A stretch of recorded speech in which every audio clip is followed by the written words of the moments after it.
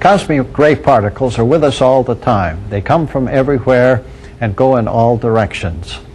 Most of them are high energy particles called muons. And they are charged. And they have a mass of about 200 electron masses.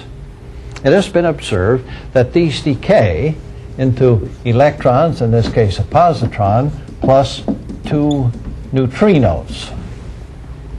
There must be a lifetime for this muon in which it lasts and then decays into these particles. How can we measure the lifetime? That's what this experiment is about. Measurement of the cosmic ray muon lifetime. We do it in the following way. We have a large container of mineral oil. And in this mineral oil is a scintillator, a substance which gives off light when something passes through it and leaves some energy behind.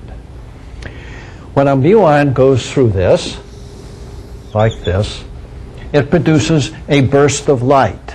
And to detect that, we have a series of light pipes here which culminate in a single detector. And it is so arranged that we can view this volume so that any time a particle goes through, we can tell. And it sends out a burst of light.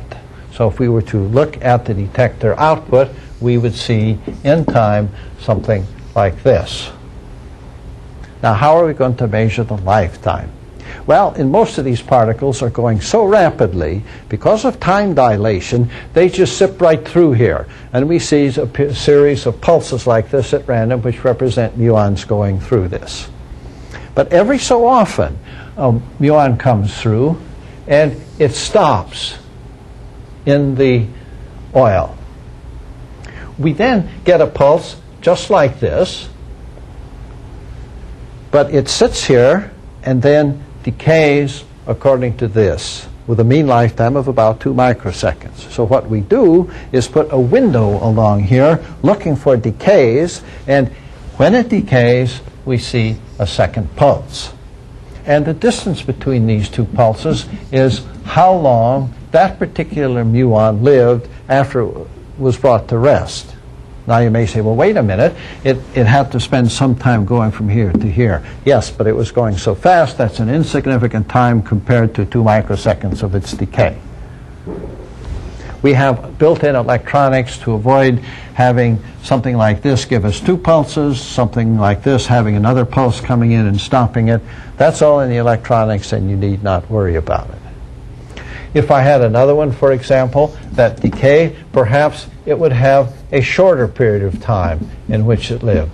Another one might have a longer period of time. But this is just like radioactive decay. It comes at random, and you can't tell when a particular muon is going to decay. But you can say that if you count each muon and add up the number of times you get a particular delay before it decays, we can make a plot then of the delay of the number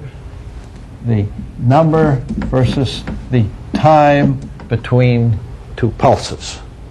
And what should it look like? Well, just an exponential decay like this. And this is like e to the minus t over tau, and there is the lifetime. That's the simplest possible experiment. It becomes complicated because these events occur very rapidly, and it takes some complex electronics to do it. And you have to be careful of the statistics that go into the experiment. It would be wonderful if we could get just such a nice curve as this, but we can't. And so what the experiment is really about is to test your experimental skill in adjusting it and making proper corrections so that we can get a plot and get an experimental value for the lifetime. When you walk into room 275, you'll see this door in the wall about 1 meter square, and that houses the tank for the muon apparatus and the scintillator. Let's open the door and look in. This is placed in a shaft which goes up to the roof. When the building was built, it was originally designed to have sunlight come down, but it was never used for that. What we see here first is the power supply for the photomultiplier tube, which is right here, just below where you can see. And the tank is down below that. The signal comes from the photomultiplier into one of these two amplifiers, and you want to check which one.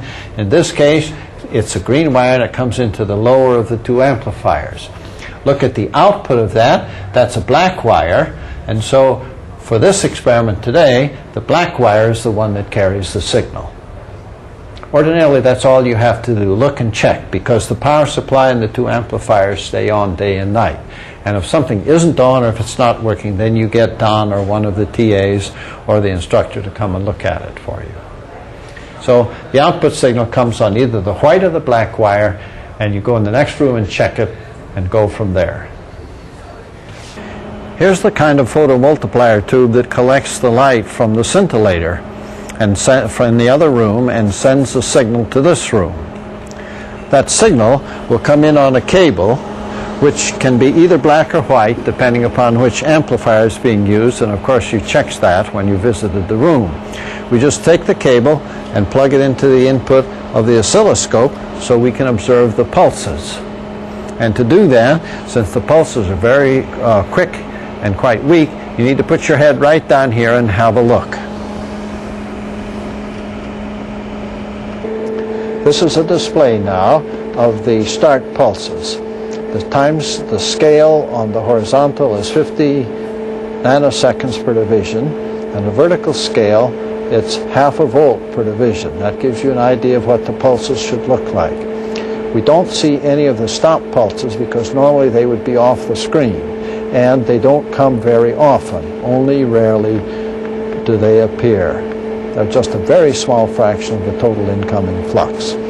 The picture you see has been enhanced electronically, so when you put your head into the oscilloscope, you have to shield all external light and get your eyes dark accustomed before you see anything like this. Now that we've seen that the pulses are there and made all the necessary adjustments, we take this cable from the photomultiplier and put it through an inverter and connect it to our electronics, and the rest of this will all be connected up. This simply amplifies it. This changes the time to height converter, so interval in time can be changed to a height or voltage difference. Then we have the pulse height, the multi-channel analyzer, which stores these pulses according to in a channel according to their amplitude. And the rest of the electronics down below is an interface and a transfer of the data to the computer so you can process it. In other words, you don't have to collect the data, it goes directly into the computer. If you want to know about those details, of course, we have this purple sheets which will be inside your experiment write-up, which will tell you how to use the computer, which programs, how to set all the things.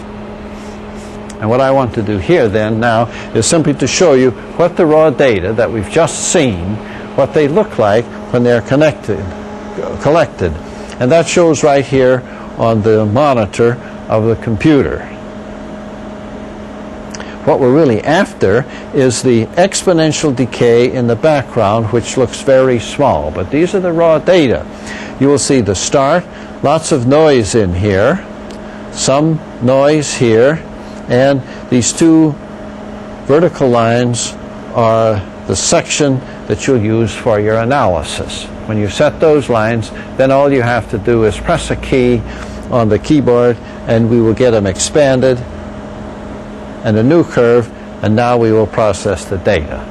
And you can see a part of this has got to be learning how to do it. You see all the noise in here. You have to cut out this noise peak, but these don't form a smooth curve. That's all part of the data processing and typical of this kind of an experiment. And now you're ready to use the rest of the computer actually to draw the curve properly and get a lifetime from it. I've put on the board a drawing of the tank of mineral oil and its associated equipment so that you can get an idea of what it looks like when you go down the hall and look in the cupboard or the shaft, where a lot of things are hidden, but you can see part of it. Let's start at the top. At the top we have the photomultiplier tube, which I've already showed you, followed by the light pipe, and then the top of the tank. Now you may guess what is the perspective on this? Well, it's 1 inch to a foot, and from bottom to top it is roughly 15 feet tall. The tank itself that we look at is this next section here, about 4 feet down, about 2 feet wide, and 1 foot deep. And it contains approximately 60 gallons of mineral oil, which has the scintillator in it. There's also the bottom half of the tank here, another light pipe, and another photomultiplier tube. This bottom half is unused at the present time. And then it is supported by a complete structure which rests on the ground down below. As I mentioned, the whole thing is about 15 feet tall, and we stand up at the top and look in on it. And you also see on top of it some associated electronic equipment. The side view doesn't show a whole lot except to show you that it is indeed thinner than it is wide. But this whole structure sits in this tube in the building, which you can go down the hall and see.